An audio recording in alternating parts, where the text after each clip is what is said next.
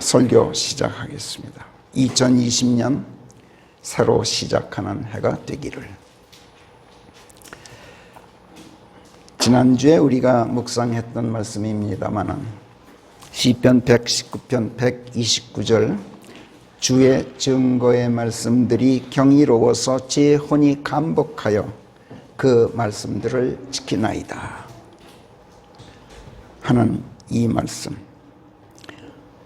작년 마지막 주였던 지난주 성령께서 이 말씀을 아주 깊고도 폭넓게 조명해 주셨는데, 우리가 과연 하나님의 말씀들에 감복하고 있는가를 우리로 하여금 깊이 성찰해 보도록 인도하셨죠. 여기서 킹제임스 성경이 채택해 쓰고 있는 경이롭다라는 말을 wonderful 이라는 단어를 채택해 쓰고 있는데, 이 단어는 단순히 경이롭다, 무슨 놀랍다 또는 멋지다 이런 정도의 의미를 훨씬 뛰어넘어서 감복한다, 즉 놀랍고 경이로운 나머지 감동과 찬탄으로 환호하면서 따르고 복종하여 지키고 행하지 않을 수가 없다라는 뜻까지 확대되는 그런 의미를 가진 단어라고 우리가 배웠습니다. 우리가 이 129절을 번역하면서 감복하다라는 말을 삽입한 이유가 여기 있습니다. wonderful이라는 단어 때문에. 이런 의미로까지 확대되지 않고 그냥 경이롭다라고 할 때는 wonderful이라고 안 하고 킹제임스 성경은 wondrous라는 단어를 씁니다.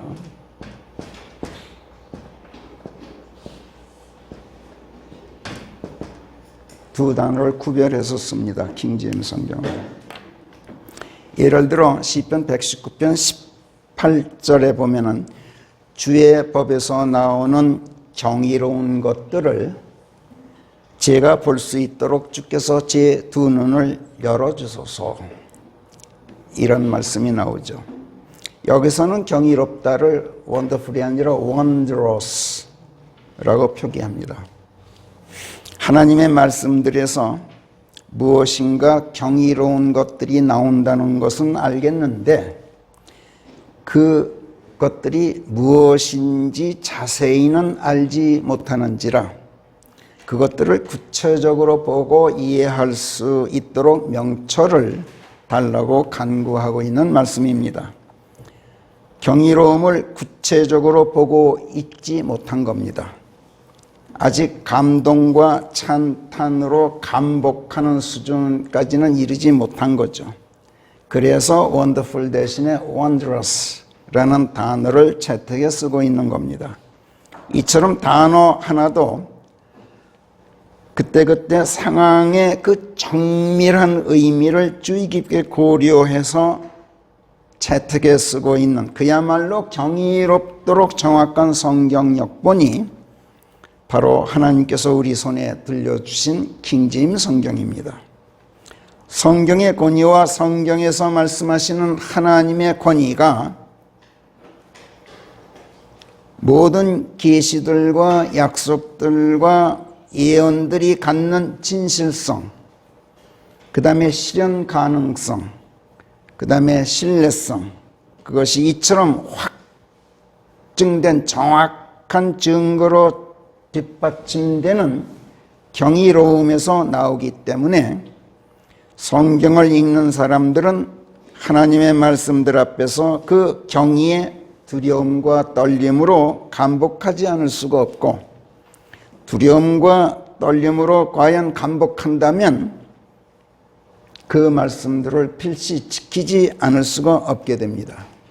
그래서 시편 기자는 119편 아까 읽은 129절에서 주의 증거의 말씀들이 경이로워서 제 혼이 감복하고 그 말씀들을 지킵니다, 이렇게 하나님께 고백하고 있는 거죠.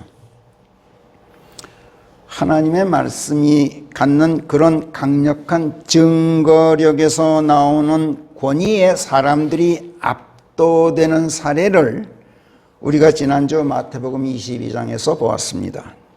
예수께서 다윗의 아들, 즉 사람의 아들인 인자가 아니라 하나님의 아들이시라는 사실을 바리새인들에게 입증해 보이시려고 너희는 그리스도에 대하여 어찌 생각하느냐? 그는 누구의 아들이냐? 이렇게 마태복음 22장 42절에서 물으셨던 걸 우리가 읽었어요. 그러자 바리새인들이 대뜸 다윗의 아들이요 하고 대답했죠. 그러자 예수께서 다시 물으셨습니다. 그렇다면 어떻게 다윗이 영 안에서 그를 주라 일컬으며 말하기를 주께서 내 주께 말씀하시기를 내가 네 원수들을 네 발판이 되게 할 때까지 너는 내 오른편에 앉아 있으라 하셨도다 하느냐? 다윗이 그를 주라고 부른다면 그가 어떻게 다윗의 아들이겠느냐? 이렇게 성경 말씀을 증거로 들이대셨어요. 그러자 바리새인들의 반응이 어떠했습니까? 바리새인들은 예수님의 교리와 가르침을 사사건건 비난, 비방, 반대하는 종교인들이었어요. 그리고 그들이 예수님의 말씀에 대적할 때는 비난하고 비방하고 반대하는 것이 덮어놓고 하는 게 아니라 그들 나름대로 이치에 맞는 합리적인 반론으로 논박하려고 노력을 했어요. 그래서 온갖 성경 말씀들을 증거로 들이댔어요. 바리새인들이 덮어놓고 반대하고 그런 게 아니에요. 그러나 예수께서 마태복음 22장 29절에서 너희가 성경을 알지 못하고 하나님의 권능도 알지 못하여서 정도에서 벗어나는 죄를 범하고 있다, 이렇게 지적하셨던 것처럼 그들은 성경을 알아도 정확하게 알지 못했고 사람의 생각, 세상의 방식으로 왜곡해서 이해하고 있었어요. 그래서 그들이 아무리 성경 말씀들을 들이대도 그 말씀들이 증거의 말씀들이 될 수가 없었어요. 같은 하나님의 말씀들인데도. 그런 그들에게 예수께서 성경 말씀들을 강력한 증거의 말씀들로 사용하는 예를 보여주셨죠. 지금 읽었던 마태복음 43, 44절이 그 말씀이었어요. 그러자 바리새인들의 반응이 어땠어요? 한마디라도 주께 응수할 수 있는 사람이 아무도 없었다. 그날 이후로는 어떤 사람도 감히 주께 더 이상 질문하지 못하더라. 이렇게 성령께서 46절에서 증언하고 계신 것을 우리가 지난주에 보았어요. 강력한 증거력을 가지고 있는 성경의 권위가 사람의 모든 논설들, 종교의 모든 교리들을 압도했던 겁니다. 우리는 이런 하나님의 말씀들을 지니고 있습니다. 하나님의 말씀들은 하나님의 말씀들이기 때문에 절대로 무오하고 결코 의심할 수 없는 말씀들이죠. 그 무오하고 확실한 증거의 말씀들이 우리 안에 있는 겁니다. 이처럼 결코 부인할 수 없는 확실한 성경 말씀들을 가지고 어떤 사실을 증언하고 그 진실성을 입증하게 되면 아무리 바리새인들 같이 목이 곱고 완악하고 적대적인 사람들도 반발하지 못하고 도리어 감복하게 되는 법입니다. 이것이 성경의 권위입니다. 그리고 성경을 쓰신 성령 하나님의 권위이고 말씀하신 장본인인 아버지 하나님의 권위이고 그 말씀을 전하신 예수 그리스도의 권위입니다.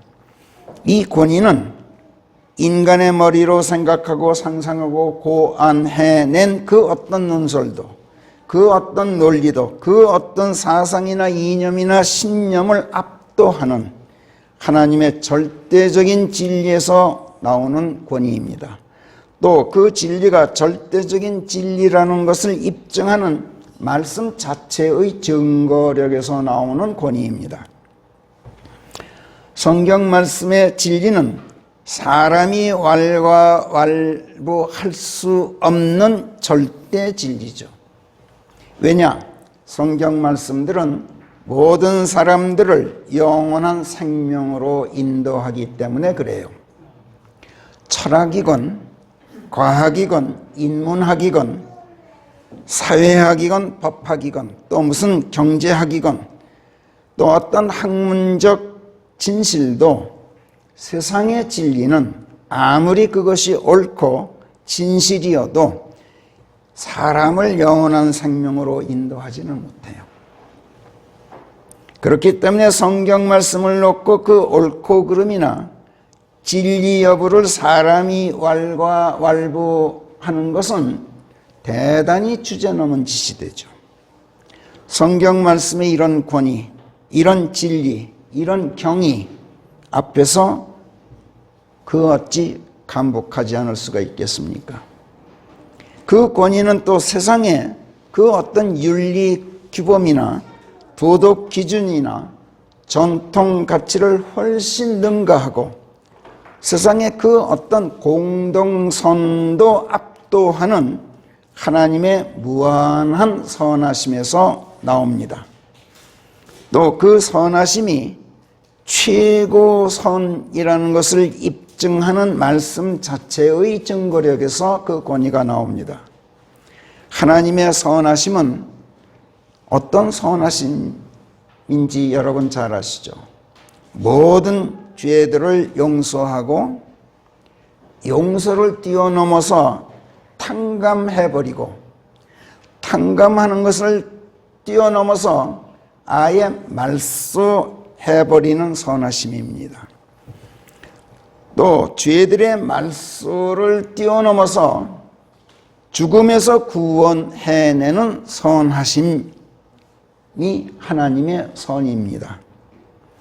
성경 말씀의 선은 그래서 이 세상 그 어떤 선도 따라가지 못하는 최고 선입니다. 그렇기 때문에 성경 말씀을 놓고 사람이 그 선악을 논하는 것은 대단히 건방진 짓입니다. 성경 말씀의 이런 권위, 이런 선 앞에서 누가 감히 감복하지 않을 수 있겠습니까? 말씀하시는 하나님의 권위와 그 말씀의 권위는 또 세상의 그 어떤 박애정신이나 사람 사이에 오가는 그 어떤 애정이나 우정, 그 어떤 세상 인심도 도저히 따라갈 수 없는 하나님의 무한정한 사랑과 자비에서 나오는 권위입니다. 또 그 사랑과 자비가 절대적인 사랑이고 자비인 것을 입증하는 말씀 자체의 증거력에서 나오는 권위입니다. 하나님의 사랑과 자비는 모든 시대, 모든 곳, 모든 사람의 모든 죄들을 일시에 대속해서 모든 시대, 모든 곳, 모든 사람을 완벽하게 구속해내기 위해서 하나님 자신이 만물 만인의 창조자, 만사의 창조자이신 하나님, 경륜자이시고 심판자이신 그 존엄하신 그 존귀하신 하나님 자신이 그 지고하신 분이 친히 당신의 목숨을 내놓으신 그런 사랑이고 그런 자비입니다. 이 세상 그 누가, 그 무엇이 이런 사랑, 이런 자비를 베풀고 시행할 수 있겠습니까? 이에 대해 성령께서는 로마서 5장 7절 8절에서 사도 바울의 입으로 이렇게 말씀합니다. 로마서 5장으로 가서 7절 8절 우리 같이 한번 읽어봅시다. 시작. 사실 선한 사람을 위해서라면 혹시 죽음이라도 무릅쓰는 자가 더러 있을지도 모르지만 그러나 의로운 사람을 위해서도 죽고자 하는 사람은 없느니라. 그러나 그리스도께서는 우리가 죄인들이었는데도 우리를 위해 죽으셨나니 하나님께서는 그렇게 하신 이 일 안에서 우리를 향한 당신의 사랑을 전거하시느니라. 하나님의 이런 절대적인 사랑, 그 무한한 자비 앞에서 그 누가 감복하지 않을 수 있겠습니까? 하나님의 권위, 성경의 권위는 무엇보다도 하나님의 그 절대적인 진리, 그 최고의 선, 그 완전한 사랑과 무한한 자비가 죄를 척결하고 죽음을 박멸하는 정의 실현에 초점이 모아지고 있는 데서 나옵니다. 더 나아가서 하나님을 사랑하고 그분의 말씀들에 순종하여 예수 그리스도 안으로 침례되도록 이끄시는 성령의 손길에 항거하지 않고 우리가 그분의 피덕에 의롭게 되기에 타당하다고 이제 인정받았으니 그렇다면 여기서 훨씬 더 나아가 그분을 통하여 진노에서 구원되어야 할지니라. 이는 우리가 원수들이었을 때 그분의 아들의 죽으심 덕에 우리가 용서받고 하나님과 화해하게 되었다면 화해하게 된 여기서 훨씬 더 나아가야 그분의 살아나심 덕에 우리가 구원받게 될 것입니다. 그래야 우리가 그분 덕에 지금 속죄를 받아갖고 있을 뿐만 아니라 우리 주 예수 그리스도를 통해 하나님 안에서 우리가 또한 기뻐하게 되느니라. 이렇게 로마서 5장 9절, 10절, 11절에서 다 이루고 권면하시는 성령 하나님의 그 정성 어린 권고에 순종해서 그 손이 이끄시는 대로 순순히 예수 그리스도 안으로 들어가 그분께 안긴 가운데 그분께 밀착해 있기만 하면 누구든지 이 세상 광야 나그네 길을 무사히 지나고 죽음의 골짜기를 통과하고 이 세상 마지막 경계선인 요단강을 건너서 젖과 꿀이 흐르는 약속의 땅, 그 영원한 생명의 땅 하나안으로 옮겨다 놓는 인간 구원, 혼의 구원과 함께 몸의 부활, 그리고 휴거를 통해서 이루어지는 그 완전한 인간 구원, 그것을 실현하는 바로 그 하나님의 권능, 거기서 나오는 권위입니다. 실로 의심의 여지 없이 참으로 선하고 참으로 참되고 자비롭고 은혜롭고 사랑이 넘치시는 하나님. 그러나 아무리 그러하신 하나님이시라 할지라도 하나님의 그러하심이 구원과 부활과 영원한 생명으로 옮겨지는 그것을 약속하고 보장하고 또 실현하고 완성하는 능력이 그분께 만약 없다면 하나님은 하나님으로서의 존엄한 권위를 절대로 갖지 못하십니다. 우리 하나님 외에 다른 신들이 있지도 않지만 설령 있다 할지라도, 다른 신이 있다 할지라도, 사람들이 상상해서 만들어 놓은 다른 신들이 설령 있다 할지라도 그것들에게는 이런 존엄한 권위가 절대로 없습니다. 그것들은 그 어떤 것도 구원과 부활과 영원한 생명으로의 휴거를 약속하지도 보장하지도 실현하지도 완성하지도 못합니다. 그런 능력이 그들에겐 절대로 없기 때문입니다. 그들에게는 이런 존엄한 권위가 있을 수가 없는 겁니다. 이런 권능, 이런 권위는 성경으로 말씀하고 성경으로 증거되시고 또 성경을 통해서 계시되시는 오직 우리 하나님께만 있는 권능이고 또 권위입니다. 이분께서만이 유일하신 하나님, 유일하신 신이신 이유가 여기에 있죠. 하나님께서는 인간 구원을 약속하고 보장하고 이행하고 실행하고 또 완성하시는 이 존엄한 권위로 법을 세우시고 법령들을 정하시고 계명들로 명령하시고 훈계들로 가르치시고 또 지향하고 목적하시는 바 종착지에 도달하는 길을 법도들로 지시하시고 그 길을 따라 걷는 순종과 거부하고 역행하는 불순종을 또 심판하십니다. 그리고 그 길을 따라 걸을 수 있도록 빛을 비추어서 환히 밝혀주시고, 그리고 그 말씀들이 다름 아닌 위대하신 만물의 창조자 하나님의 말씀이라는 것, 능하신 경륜자 그 하나님의 말씀이라는 것, 신실하신 권능자 하나님의 말씀이라는 사실이 그 말씀 자체로 정확하게 증거됩니다. 그리고 그 증거들을 제시하고 그 증거들을 가지고 진실을 증언하는 그 책이 바로 우리가 가지고 있는 성경책입니다. 성경의 권위가 여기서 나옵니다. 그렇기 때문에 성경의 권위는 절대로 거부할 수 없는, 절대로 감복하고 승복할 수밖에 없는 그런 권위이고, 또 감복하고 승복해야만, 그래야만 헛되지 않고 참될 수 있게 해주고, 어리석지 않고 지혜로울 수 있게 해주고, 악하지 않고 선하게 해주는, 또 실패하지 않고 승리할 수 있게 해주는 그런 권위입니다. 그런데 여러분, 성경이 이런 권위를 지니려면 그 말씀들이 절대 무효해야 하고, 절대 무효한 그 말씀들을 각기 다른 언어로 옮긴 역본들이 또한 절대 무효해야만 합니다. 성경이 아무리 무효해도 그 성경을 다른 언어들로 옮긴 역본들이 무효하지 않다면 성경의 무효성과 그 무효성의 권위, 그건 금방 사라지고 말죠. 이렇게 되면 이것은 하나님께 침탈의 죄를 짓는 것이 됩니다.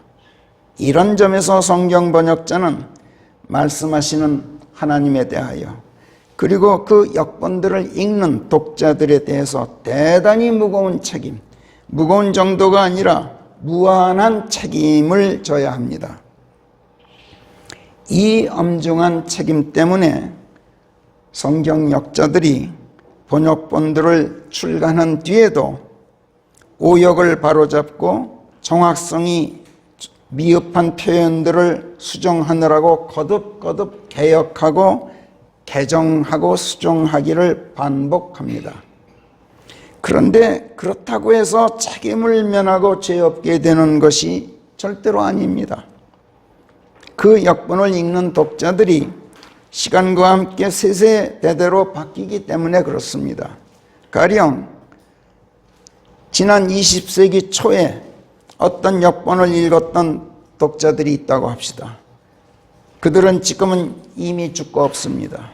그런데 그들이 읽은 역본들이 만약 오역되었거나 정확성이 결여된 것들이어서 성경 본래의 순수성이 훼손 변질되고 왜곡된 것이었다면 번역자가 그들에게 어떻게 책임을 질 수 있겠습니까?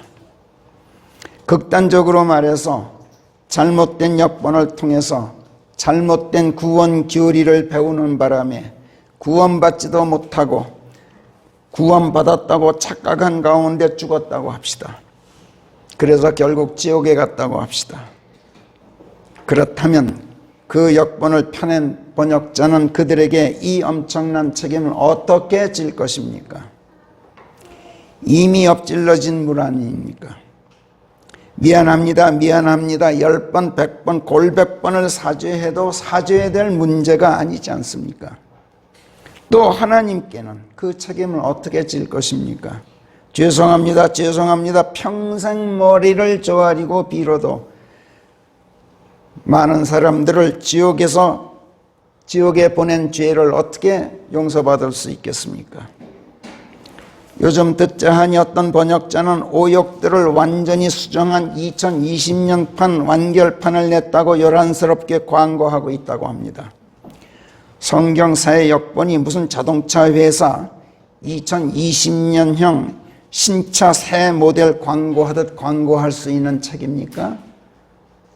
아니지 않습니까? 그 소리 듣고 저는 그것이 남의 일이 아니라 제 일인 것만 같아서 아찔한 생각이 들었어요. 참으로 괴롭고 무섭고 떨려서 밤새도록 잠 못 이루고 뒤척이다가 고뇌 속에서 하룻밤을 꼬박 세우기도 했습니다. 성경은 여느 책이 아닙니다. 성경 번역은 영어든 히브리어든 무슨 헬라어든 국어든 간에 단순히 언어 실력으로 뚝딱 끝낼 수 있는 일이 아니고 성경 지식만으로 되는 일도 아닙니다. 정말이지 성령의 조명 없이는 성령의 조명 하는데 말로만의 성령 조명이 아니라 정말이지 실제로 인간 자신의 모든 생각, 모든 명철, 모든 예지, 모든 지혜, 모든 능력, 모든 실력을 다 폐하고 오직 성령께서 실제로 비춰주시는 완벽한 진리의 빛, 말씀의 빛, 생명의 빛을 받고 완전한 하나님의 명철과 예지와 지혜로만 이끄시는 하나님의 손에 꽉 붙잡히지 않고는 절대로 할 수 없는 일입니다. 예수께서는 지상사역 기간 중에 사람들에게 성경 말씀들을 자주 인용해서 증거로 삼고 가르치신 걸 여러분들이 잘 알고 계시죠. 그런데 그분의 손에 들려있던 성경은 한 번도 개혁되거나 개정되거나 수정된 적 없이 적어도 수백 년 내지 수천 년 전부터 원본 그대로 이어져 내려온 그런 성경이었습니다. 그래서 그 성경에 수록된 하나님의 말씀들을 예수께서 들려주시면서 나는 처음부터 같은 말을 해왔다 이렇게 말씀하셔요. 말이 바뀌지 않았다는 거예요. 너희에 대하여 말할 것들과 심판할 것들이 내게 많지만 그러나 나를 보내신 분께서만 참되시어서 나는 오직 그분께 들은 것들만 세상에 들려주느니라. 너희가 사람으로 온 아들을 들어 올리고 나면 그때 비로소 내가 그인 것을 너희가 알게 될 것이요 또 내가 아무것도 스스로 하지 않고 오직 아버지께서 내게 가르쳐 주신 대로만 이런 일들을 한다는 것을 너희가 알게 될 것이다. 이렇게 요한복음 8장 25절부터 28절에서 말씀하셨죠. 그리고 이 말씀을 듣고 많은 사람들이 주를 믿고 그분께 밀착하게 되었다고 30절에서 성령이 증언하십니다. 하나님께서는 지금 우리에게도 그런 성경을 주셨어요.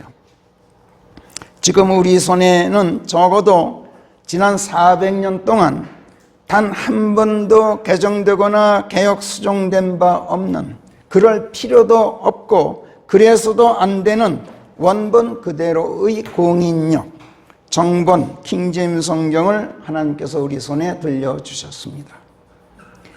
뉴 킹제임스 성경이라는 이름의 역본이 없는 것은 아니지만 이것은 공인력 정본 킹제임스 성경을 펴낸 사람들과는 전혀 다른 시대 다른 부류의 사람들이 다른 생각으로 손을 댄 것이고 그래서 도리어 내용상으로나 교리적으로 원본 말씀들을 크게 망치고 훼손하고 변질시킨 누더기 역본에 지나지 않습니다.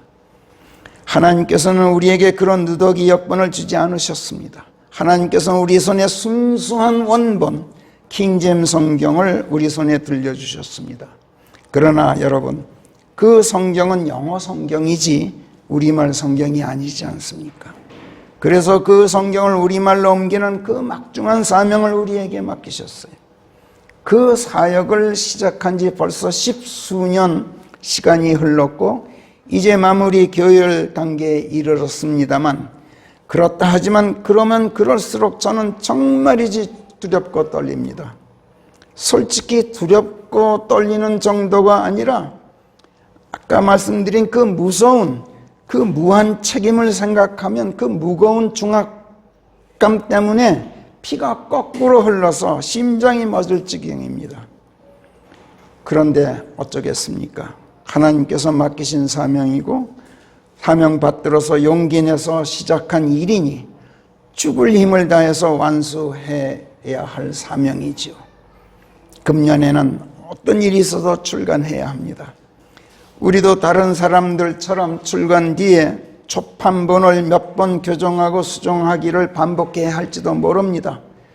그러나 출간한 뒤 오류가 있고 미흡한 부분들이 눈에 띈다 할지라도 성령 하나님께서 그 초판본에서 다른 건 몰라도 번역자가 얼마나 두려워 떨면서 번역에 임하였는지만은 은연중에라도 내비쳐 주셨으면 참 고맙겠습니다.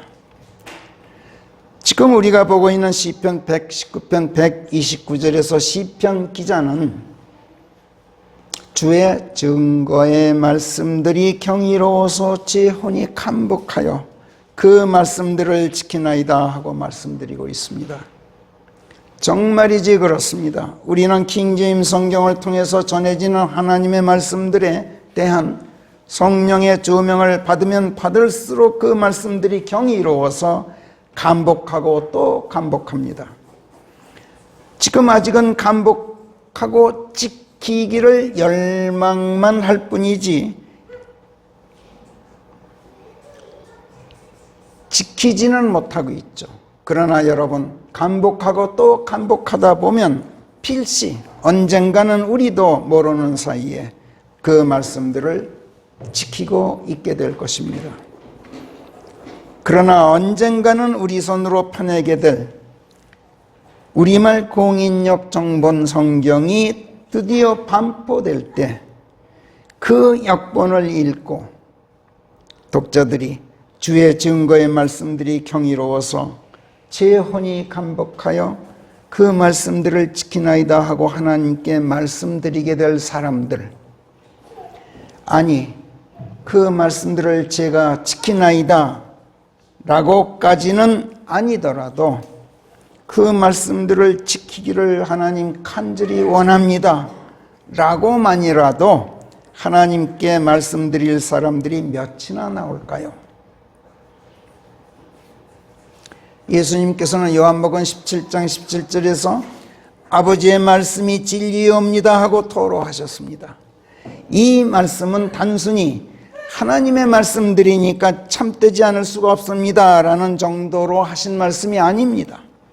이 말씀은 창세기 1장 1절부터 요한계시록 22장 21절에 이르기까지 말씀의 진실성을, 이 말씀의 참됨을 저 말씀의 진실성으로 증거하고 또 저 말씀의 진실성을 이 말씀의 참됨으로 증거하면서 말씀들을 말씀들로 진리를 진리로 증명하면서 그 진실성과 확실성을 입증하고 계시기 때문에 그래서 하나님의 그 한마디 한마디 말씀들이 진리가 아닐 수 없습니다 이렇게 고백하고 있는 말씀일 뿐만 아니라 앞에서 말씀드렸듯이 그 모든 참됨이, 그 진실성이, 그 진리성이 인간 구원과 영원한 생명으로 인도하는 길이요 등불이기 때문에, 그래서 모든 사람을 죄와 죽음에서 자유하게 해주기 때문에, 그래서 진리라고 예수께서 토로하셨던 겁니다. 이런 진리가 우리가 반포한 역본에 의해서 만분의 1, 억만분의 1이라도 만약 가려진다면 그 책임을 어떻게 질 것인가? 이 두려움과 떨림으로 지금 교열과 편집을 막바지 진행 중에 있습니다. 하나님의 증거의 말씀들에 감동과 찬탄으로 감복하려면, 더 나아가 감복한 나머지 그 말씀들을 지키게 되려면 말씀들 자체는 물론이요, 말씀하시는 하나님의 생각을 읽어낼 수 있는 능력, 즉 명철이 있지 않으면 안 됩니다. 그래서 명철을 주십시오 하고 우리가 하나님께 간구하기를 거듭하는 것인데, 여기 시편 130절에 보니까, 119편 130절에 보니까 주의 말씀들은 그 입구에서부터 빛을 비추어 그것이 우매한 자들에게 명철을 주나이다 하고 말씀합니다. 다시 말해서 명철을 달라, 하나님의 말씀들을 이해하고 그 말씀을 하시는 하나님의 생각을 읽고 하나님의 뜻을 알기 위해서 명철이 필요하냐? 참 가상한 요청이로구나. 이렇게 하나님께서 말씀하시고, 오, 참 가상하구나. 이 이따 가져라 하고 떡 한 덩어리 듬뿍 떼어주듯이 하나님께서 명철을 주시는 것으로 생각하다가는 1년 365일 매일 비로도 명철을 얻지 못합니다. 그 말씀이 바로 이 130절 안에 들어있어요. 그럼 어떻게 해야 명철을 얻을 수 있는가? 주의 말씀들은 그 입구에서부터 빛을 비추어 그것이 명철을 준다고 말씀하지 않습니까? 요즘 아파트 문 열고 들어가면 현관에 들어서기가 바쁘게 발들에 놓으면 즉시 자동으로 조명등이 켜지죠. 이처럼 하나님의 말씀들은 그 안으로 들어가기만 하면 발들에 놓는 순간부터 빛을 비추어서 우매한 자들에게 명철을 준다는 겁니다. 요컨대 말씀을 이해하기 위해 명철이 필요하다면 그걸 엉뚱한 데서 찾지 말고 바로 말씀 안으로 들어가서 그 말씀 안에서 명철을 얻으라는 겁니다. 그런데 사람들은 성경을 읽기는 하는데 말씀 안으로 들어가지는 않습니다. 들어간다는 것이 무슨 뜻입니까? 침례되는 것이 들어가는 겁니다. 예수님 안으로 침례되면 그분 안으로 들어가 죽고 그분 안에서 그분으로 살게 되지요. 말씀 안으로 들어가면 말씀 안에서 사람의 생각, 사람의 지식, 사람의 이해력, 아니 사람 자신을 벗어버리게 됩니다. 말씀에 동화되어 버립니다. 그리고 말씀하신 하나님의 생각과 감각, 하나님의 명철과 예지, 더 나아가서 하나님의 생명 안에서 그 생명으로 살게 됩니다. 이게 침례예요. 이것이 하나님의 생명의 빛입니다. 그분 안에 생명이 있었나니 그 생명이 사람들의 빛이었느니라. 이렇게 성령께서 요한복음 1장 4절에서 분명히 말씀하십니다. 하나님의 말씀 안으로 들어가면 그 안에 발을 들여놓는 순간 하나님의 생명이 나를 감싸버립니다. 그리고 하나님의 생명이 나를 감싸는 순간 나는 하나님의 생각과 그분의 감각, 그분의 마음이 내 안으로 쇄도해 들어옵니다. 이때 하나님의 명철도 내 안으로 딸려 들어오죠.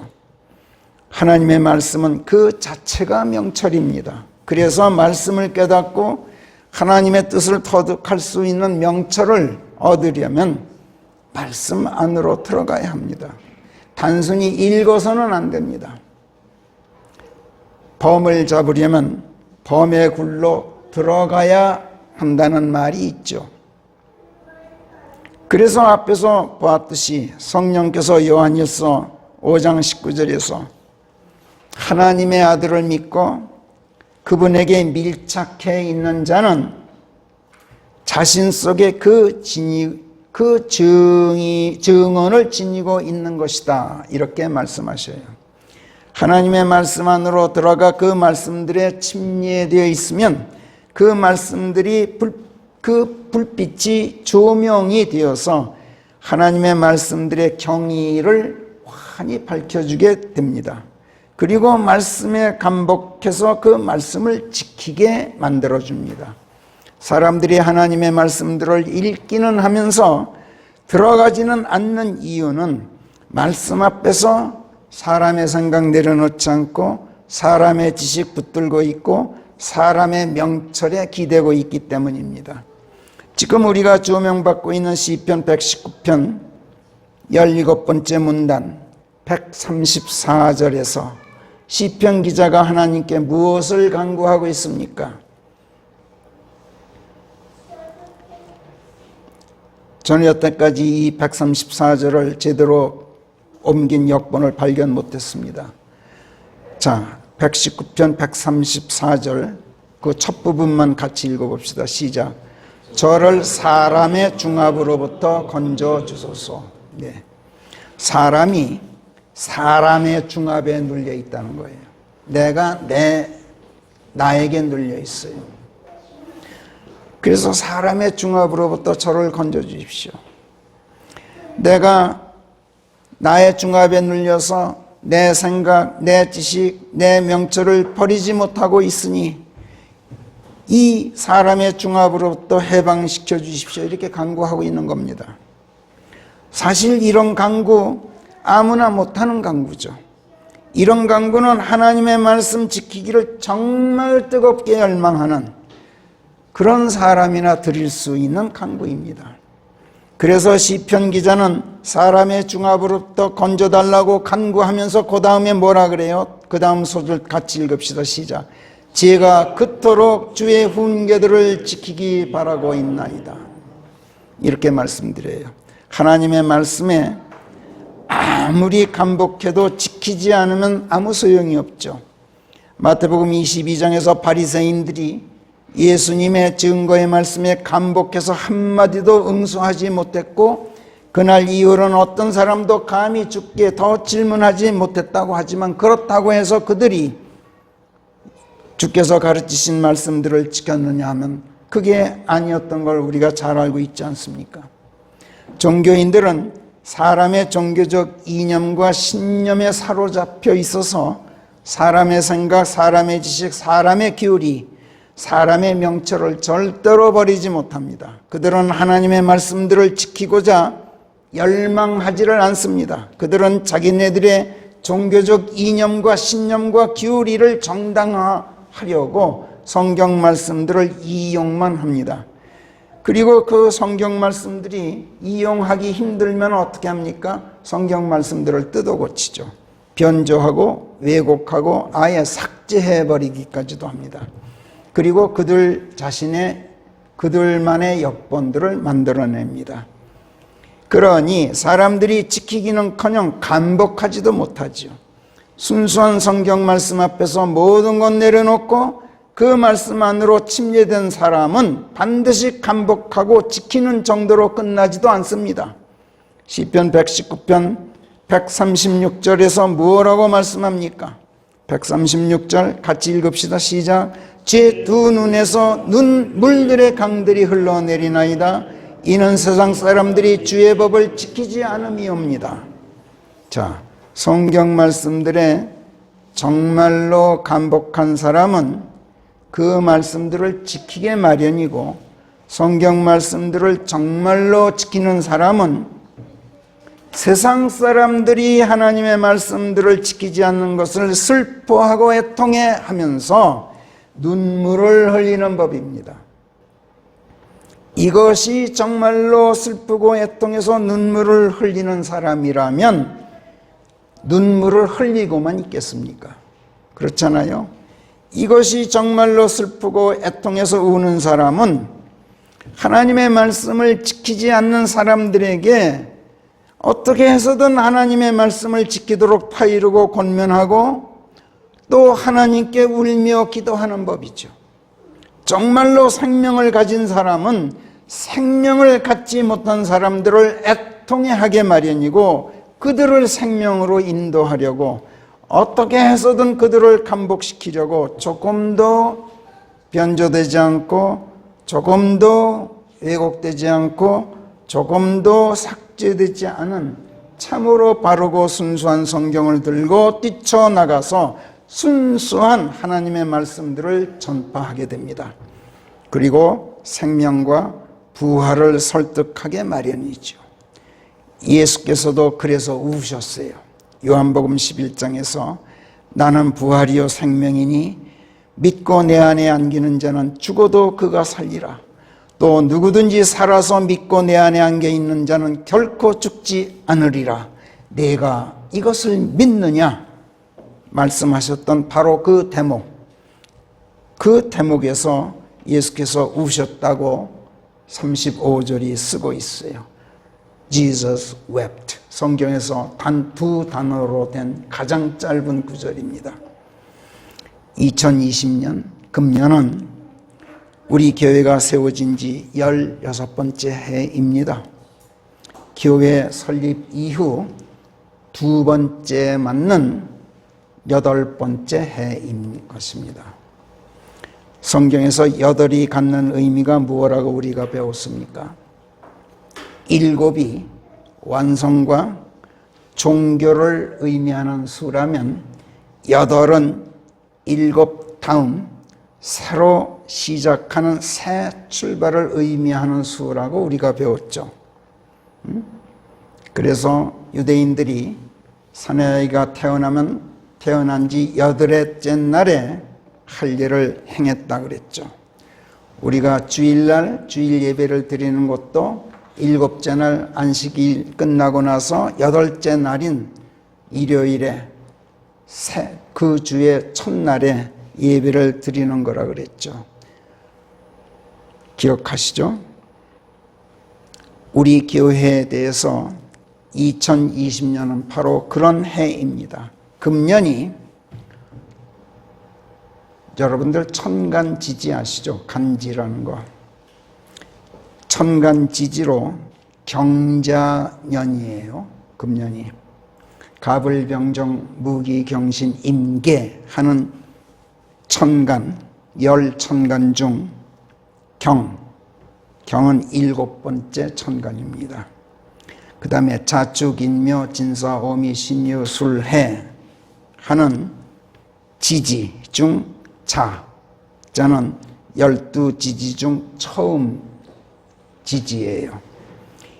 7으로 종결하고 처음으로 새로 시작하는 해가 경자년입니다. 우리 교회가 설립된 지난 2004년은 갑신년이었습니다. 갑은 10천간 중에서 처음이고 신은 12지지 중 8번째입니다. 참으로 공교롭죠. 우리 교회는 성령께서 로마서 16장 17절에서 형제들아 너희가 배운 교리에 역행하여 분열과 걸어 넘어뜨림을 초래하는 자들을 눈여겨보고 그들을 피하라 이렇게 권고하시고, 또 디모데전서 6장 3, 4, 5절에서 어떤 사람이라도 달리 가르치고 건전한 말씀들 곧 우리 주 예수 그리스도의 말씀들에 찬동하지 않고 신성에 맞는 교리에 찬동하지 않는다면 그는 아무것도 알지 못하고 말씀들에 대한 의혹과 다툼들에만 홀딱 빠져 교만한 것인즉 시기와 다툼과 욕설과 악한 억측들이 여기서 나오고 이득이 신성이라고 여기는 썩어빠진 생각에 젖어 있고 진리가 결여된 인간들의 비뚤어진 논설들이 나오나니 이런 자들에게서 팔을 빼라 이렇게 명령하신 성령의 명령대로 자신들의 배를 신으로 섬기는 자들에게서 떼어내신 하나님의 손에 이끌려서 성별된 여러분 형제 자매들이 참으로 공교롭게도 2004년 갑으로 첫 발을 내딛고 8번째 신으로 다시 새로 시작한 그런 교회입니다. 공교롭지만 저는 이것을 절대 우연이라고 생각하지 않습니다. 그리고 금년 2020년은 경자년을 맞아서 7번째 경으로 성경 번역을 이제 완성 종결합니다. 그리고 첫 번째 자로 새 출발하게 됩니다. 이 또한 공교롭죠. 그러나 저는 이 또한 우연이라고 생각하지 않습니다. 문제는 우리가 하나님의 말씀들에 감복해서 그 말씀들을 지키느냐 하는 것이고, 정말로 감복하고 지킨다면 세상 사람들이 지키지 않는 것이 서럽고 애통해서 눈물을 흘리느냐 하는 것이고, 정말로 애통해 한다면 이제 우리 손에 들게 될 순수한 우리말 성경을 들고 뛰쳐나가서 하나님의 말씀을 지키지 않는 사람들에게 순수한 하나님의 말씀을 전파하면서 생명과 부활을 설득할 준비를 여러분들이 정말로 갖추게 되느냐 하는 것, 이것이 문제입니다. 오늘 우리 교회 16주년을 맞아서 2020년 금년 한 해가 여러분에게 있어서 정말이지 경자년이 경자년답게 되기를 축원합니다. 하나님의 은혜와 평강이 항상 여러분과 여러분의 가정에 함께 하기를 기원하면서 설교를 마칩니다. 기도하겠습니다. 하나님, 건전한 교리의 역경에서 분열과 걸어 넘어뜨림을 철회하는 자들로부터 저희들을 성별해내시고 이 교회를 세우셨던 16년 전만큼 금년 또한 저희들에게 있어 의미가 큰 해입니다. 비록 작고 몇 안 되는 교회 식구들이지만 큰 사명 맡기시고 이날까지 저희들을 그리스도 예수 안에서 지켜주신 은혜를 감사합니다. 아버지께서 뜻하신 일들 반드시 이루시어서 저희에게 부여하신 그 모든 큰 의미들이 좌절되지 않도록 강력하게 이끌어 주시옵소서. 기도하는 모든 형제자매들 한시도 잊지 말고 기억하시오. 그 가정과 일터에 늘 함께 하시고 행하는 일들을 아버지께서 친히 행하셔서 모든 행사가 형통하도록 은총 베풀어 주시옵소서. 특별히 이달 16일 우리 김수경 자매님 곁을 떠나지 마시고 시술하는 의사에게 모든 권능 허락해 주시고 저희로 하여금 뜨겁게 기도하도록 저희들을 기도 속에 가두어 주시옵소서. 감사하고 우리 주 예수 그리스도의 이름 안에서 기도하옵나이다. 아멘.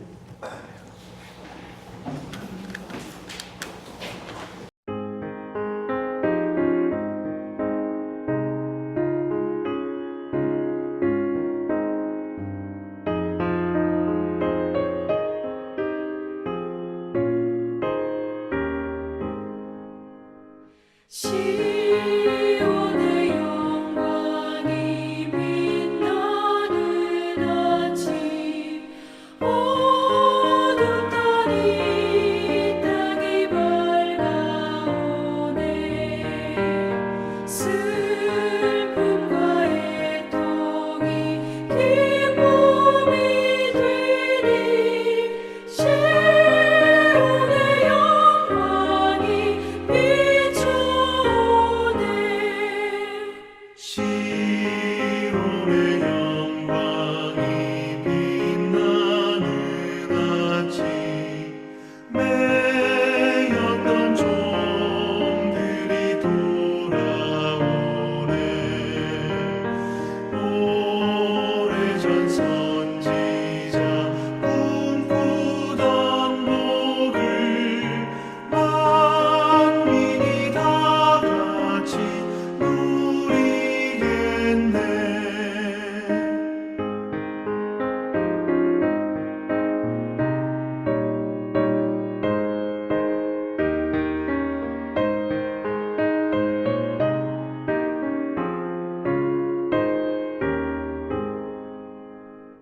보아라 광야에 화초가 피고 말랐던 시냇물을 흘러오네